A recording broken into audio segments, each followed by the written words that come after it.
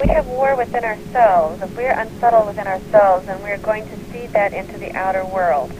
And so oftentimes it's the powers that be, again, manipulating the people below so they will go to war for ideology, so they will fight for freedom, they'll fight for this, they'll fight for that. There's certain things, they're not going to go to war and fight for oil, but they're going to go to war and fight for their freedom, to keep their sons and daughters free for generations to come.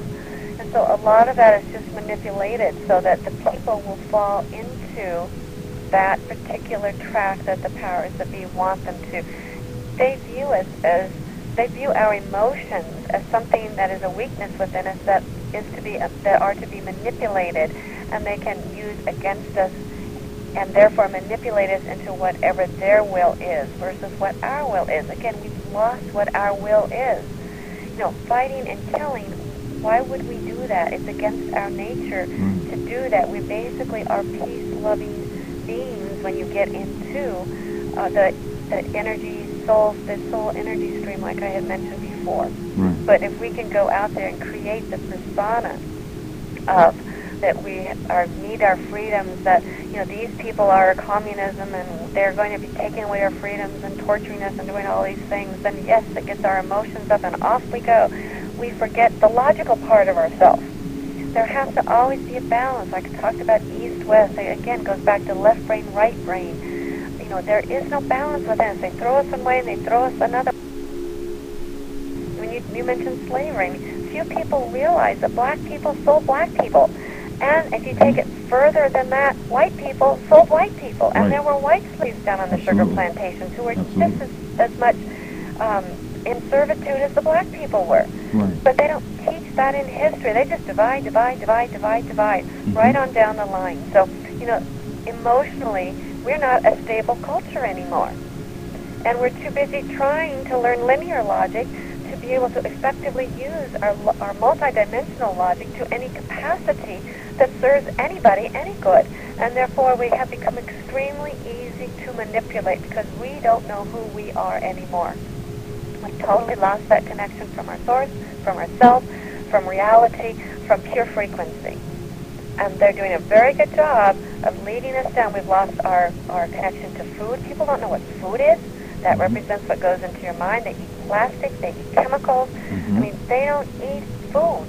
They don't have true relationships. They don't fight for any reasons they're even aware of. It's all make-believe. It is all truly becoming a one big Hollywood setup. No matter where you look, we have this illusion, we have this facade. People forget that it's a facade and they get stuck in it. They have to go above it. They have to go through it. They have to get up to that oversoul level, up into God mind thinking. They have to look down and see it. And when they realize that it's all just a puff of smoke, they'll get back to where they're supposed to be. They'll get back into their true self, into their frequency.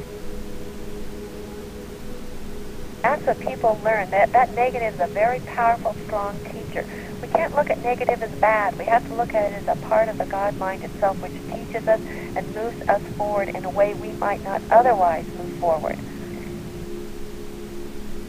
Every single cell, body, mind, and soul, family, career, finances, the world, political, geographically speaking, it's all reflective of your own internal power and alignment.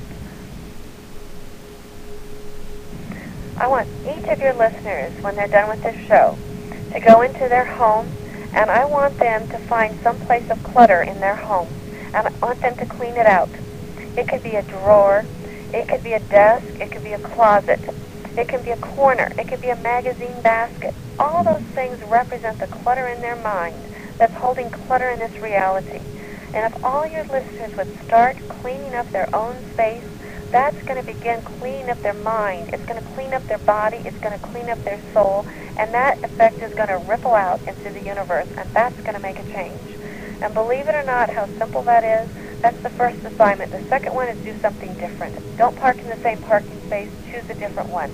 Shop from a different spot in the store. Go to a different store. Do something different. Begin to shake up their reality. Because that, believe it or not, those simple little things, those two things, they can do is going to make a difference in their life because it's going to change the way their brain works. It's going to open themselves to different possibilities, And when that happens, things are going to change and click, and they're going to grow. Simple as that.